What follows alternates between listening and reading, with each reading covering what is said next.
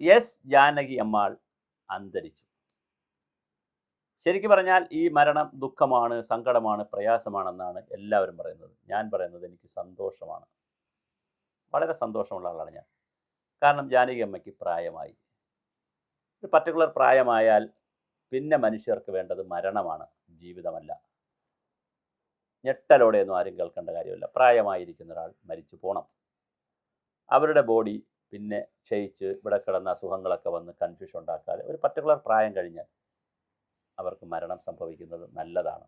അതുകൊണ്ടാണല്ലോ നമ്മൾ ആത്മാവിന് നിത്യശാന്തി നേരുന്നു എന്നൊക്കെ പറയുന്നത്. പക്ഷെ പ്രശ്നം അവിടെ അല്ല. എസ് ജാനകിയെ പോലുള്ള ആളുകൾ ഒരു കാലഘട്ടത്തിൻ്റെ ശബ്ദമായിരുന്നു. വയലാർ രാമവർമ്മ, ONV കുറുപ്പ്, ദേവരാജൻ, ഇങ്ങനെയൊക്കെ തുടങ്ങിയിട്ടുള്ള വളരെ വലിയ എഴുത്തുകാരും സംഗീതജ്ഞന്മാരുമൊക്കെ ഉണ്ടായിരുന്ന ജോൺസൺ മാഷിനെ പോലെയുള്ള ആളുകളൊക്കെ ഉണ്ടായിരുന്ന ഒരു നാടാണിത്. അവിടെ വലിയ പാട്ടുകാരിയായിരുന്നു ജാനകി അമ്മ. ജാനകി അമ്മയുടെ അന്ന് പാടുന്ന പാട്ടുകളുടെയൊക്കെ ഇപ്പോൾ പലതും കേട്ടാൽ നമുക്ക് ഇന്നും മറക്കാതിരിക്കുന്നത് ആ കാലഘട്ടത്തിൽ ഒരു 70കൾ വരെ അല്ലെങ്കിൽ 80കൾ വരെ, 80ഒക്കെ ആയപ്പോൾ ആ സ്വഭാവം മാറി, 1980കൾ വരെ നിങ്ങൾ ഏത് പാട്ടെടുത്ത് നോക്കൂ, ആ പാട്ടിൽ കുറച്ച് പ്രകൃതി ഉണ്ടായിരിക്കും, കാടിനെ വർണ്ണിക്കുന്നുണ്ടായിരിക്കും, പുഴകളെ വർണ്ണിക്കുന്നുണ്ടായിരിക്കും, പെരിയാറിനെ കുറിച്ച് വർണ്ണിക്കുന്നുണ്ടായിരിക്കും. പനിനീർപ്പ് പെരിയാറെ പെരിയാറെ എന്നൊക്കെ പറയുന്ന പാട്ടുണ്ടല്ലോ. പനിനീർപ്പിനെ കായലോരത്ത് വലയെറിഞ്ഞപ്പോൾ, അപ്പോൾ കായലിൻ്റെയും കടലിൻ്റെയും കാടിൻ്റെയും ഒക്കെ നൊസ്റ്റാൾജിയ വരുന്ന, പ്രകൃതിയേക്കും മനുഷ്യനുമായി ബന്ധമുള്ള, മനുഷ്യനും മണ്ണും പ്രകൃതിയും കാറ്റും കാലാവസ്ഥയും മഴയുമായി ബന്ധമുള്ള വളരെ നൊസ്റ്റാൾജിക്കായിട്ടുള്ള ഗാനങ്ങളാണ് എഴുതുന്നതും പാടുന്നതും. മണ്ണിൻ്റെ മണമുണ്ടായിരിക്കും, മനുഷ്യൻ്റെ മണമുണ്ടായിരിക്കും, മനുഷ്യഗന്ധമുണ്ടായിരിക്കും. അതുകൊണ്ട് തന്നെ അത്തരം പാട്ടുകൾ കൽപ്പാന്തകാലം നിലനിൽക്കുകയും ചെയ്യും. എന്നാൽ 80കളോടുകൂടി വെസ്റ്റേൺ മ്യൂസിക്കിൻ്റെ ചലനങ്ങൾ ഇന്ത്യയിൽ വളരെ പ്രധാനമായി റാപ്പ് മ്യൂസിക്കിൻ്റെയും പിന്നെ ഡിസ്കോ ഡാൻസിൻ്റെയൊക്കെ കാര്യങ്ങളായി വന്നപ്പോൾ പാട്ടെന്ന് പറയുന്നത് അത് സിനിമാ ഗാനമായാലും കവിതയായാലും കേൾക്കാനുള്ളതല്ല, അത് കാണാനും അതോടൊപ്പം അതിൻ്റെ കൂടെ ഡാൻസ് ചെയ്യാൻ. അപ്പോൾ പാട്ടിടുക, അടിപൊളി പാട്ടിടുക, അടിച്ചുപൊളി പാട്ടിടുക, അതിൻ്റെ കൂടെ ഡാൻസ് ചെയ്യുക. അങ്ങനെ പാട്ട് കേട്ട് മനസ്സിനും ശരീരത്തിനും തലച്ചോറിനുമൊക്കെ ഉണ്ടാക്കുന്ന ഒരു സന്തോഷത്തിനപ്പുറം, ഒരു ആനന്ദത്തിനപ്പുറം, ഒരു മാസ്മരികതയ്ക്കപ്പുറമുള്ള താൽക്കാലികമായ വളരെ പെട്ടെന്ന് ശരീരത്തിനും മനസ്സിനുമൊക്കെ ഒരു ഇളക്കമുണ്ടാക്കുന്ന ഇളക്കപ്പാട്ടുകൾ എന്ന് പറയാൻ, നമുക്ക് ഒരു ഇക്കിളിപ്പാട്ട് ധാരാളം വന്നു. അത് വന്നു കഴിഞ്ഞു. പക്ഷെ അത് നൈമിഷികമാണ്, ഒരു വർഷം നിൽക്കുന്നതാണ്. ഇപ്പോൾ ജാസി ഗിഫ്റ്റിൻ്റെയൊക്കെ പാട്ടുകൾ ആണോ കൂടുതൽ നിൽക്കുന്നത്? പഴയ ഗാനങ്ങളാണ് തീർച്ചയായിട്ടും നിൽക്കുന്നത്. അത് ഈ വ്യത്യാസമുണ്ട്. അപ്പോൾ പുതിയ തലമുറയിലേക്ക് വന്നപ്പോൾ വെസ്റ്റേൺ സ്റ്റൈലും ഈസ്റ്റേൺ സ്റ്റൈലും എല്ലാം കൂടെ വന്ന് മനുഷ്യനെ അവനവനിസത്തിലേക്ക് ചുരുക്കി, സമൂഹമെന്ന കാഴ്ചപ്പാട് തന്നെ ഇല്ലാതായി, പ്രകൃതിയും മനുഷ്യനും മണ്ണുമായിട്ടുള്ള ബന്ധങ്ങളില്ലാതായി, 100% അവനവനിസത്തിലേക്ക്, അവനവൻ്റെ മത്സരത്തിലേക്ക്. മത്സരിക്കൂ, നീ ഈ ഭൂമിയിൽ വന്നത് മത്സരിക്കാനാണ്, മത്സരിക്കൂ, മാക്സിമം നേടൂ, എന്നിട്ട് നീ മാക്സിമം എൻജോയ് ചെയ്ത് മരിക്കൂ എന്നുള്ളൊരു കൺസെപ്റ്റ് കയറി വന്നപ്പോഴാണ് ഈ പല പാട്ടുകൾക്കും നൊസ്റ്റാൾജിയ നഷ്ടപ്പെട്ടത്. പ്രകൃതിയോടുള്ള ഒരു പ്രകൃതി എന്ന് പറഞ്ഞാൽ നമുക്ക് നശിപ്പിക്കാനുള്ളതാണ് എന്നൊരു ചിന്ത വന്നു. പുഴയെല്ലാം മലിനപ്പെടുത്താനുള്ളതാണ്, കാടുകളെല്ലാം വെട്ടാനുള്ളതാണ്, കാവുകളെല്ലാം തീണ്ടാനുള്ളതാണ്. ഇങ്ങനെ വേറൊരു കൺസെപ്റ്റിലേക്ക് നമ്മൾ പോയി.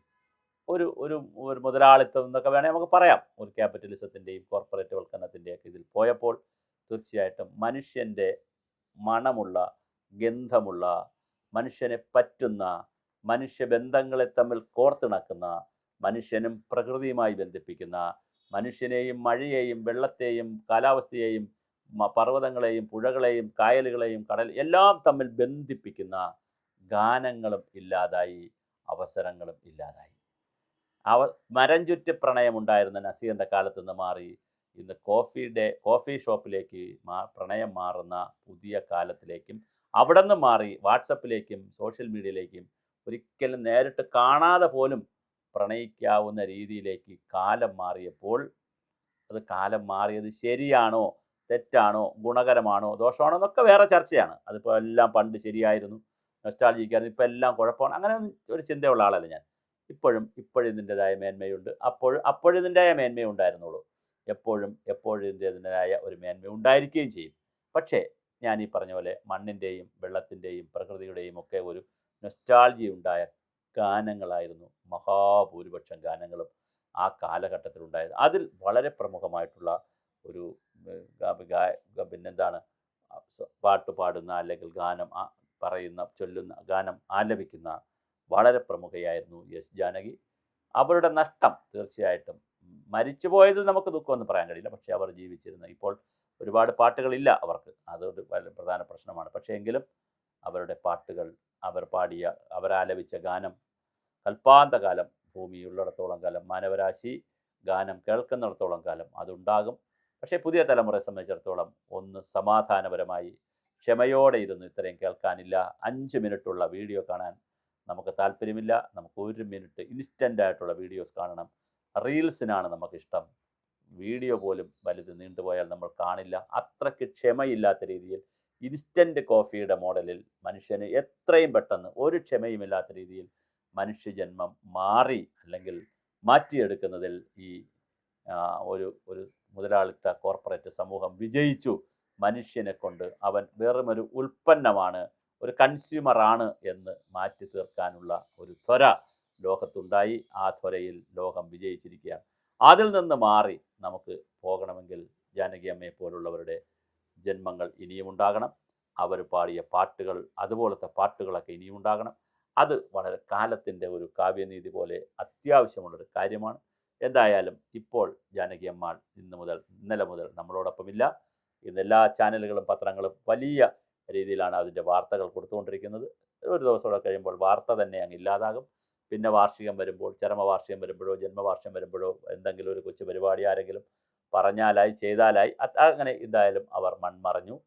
പക്ഷേ അവരുടെ ഗാനങ്ങൾ ഞാൻ ഈ പറഞ്ഞ പോലെ ഒരു കാലഘട്ടത്തിലെ പ്രകൃതിയുടെ, മണ്ണിൻ്റെ, വെള്ളത്തിൻ്റെ, അന്നത്തെ മലകളുടെ, പുഴകളുടെ, പർവ്വതങ്ങളുടെ സകലതിൻ്റെയും മനുഷ്യൻ്റെ പ്രണയത്തിൻ്റെയും സ്നേഹത്തിൻ്റെയും സ്നേഹാതുരതയുടെയും ഒക്കെ വലിയ പ്രതീകങ്ങളായിരുന്നു പാട്ടുകൾ. ഏത് പാട്ട് കേട്ടാലും മനുഷ്യൻ്റെ മനസ്സിൽ ഒരു നന്മ ഉണരുന്ന, അവൻ കൂടുതൽ മാനവനായി മാറുന്ന പാട്ടുകൾ ധാരാളമായി പാടിയിട്ടുള്ള ആളാണ് അന്നത്തെ കാലഘട്ടത്തിൽ. എഴുതിയിട്ടുള്ളവരും വയലാറിൻ്റെയും ONV കുറുപ്പിൻ്റെയും ഒക്കെ പാട്ടുകൾ എന്ന് പറയുന്നത് വളരെ മനോഹരമാണ്. അത് ഭൂമിയെക്കുറിച്ച്, മണ്ണിനെക്കുറിച്ച്, വെള്ളത്തെക്കുറിച്ച്, പ്രകൃതിയെക്കുറിച്ചൊക്കെ വളരെ മനോഹരമായി, പിന്നെ മനുഷ്യബന്ധങ്ങളെയും മനുഷ്യൻ്റെ കഷ്ടപ്പാടിനെക്കുറിച്ചുമൊക്കെ ഗൗരവമായി പാട്ടുകൾ, ഗാനങ്ങളിലൂടെ സമൂഹത്തിൽ മുന്നോട്ട് വച്ചിരുന്നു. അതിൻ്റേതായ മേന്മയുണ്ടായി. അതുകൊണ്ട് തന്നെ ജാനകി അമ്മാൾക്ക് എല്ലാവിധ ആദരവോടുകൂടി അവരുടെ ആത്മാവ് നിത്യശാന്തി നേടട്ടെ. അവർക്ക് അവരുടെ സംഭാവന കാലം ഉള്ളിടത്തോളം, ഗാനശാഖ ഉള്ളിടത്തോളം കാലം ഓർക്കും. അവരുടെ ആലാപനത്തിന് മുന്നിൽ അവർ നൽകിയ സംഭാവനകൾ മുന്നിൽ നമ്മളും ഞങ്ങളുടെ ചാനലുമൊക്കെ പ്രണാമം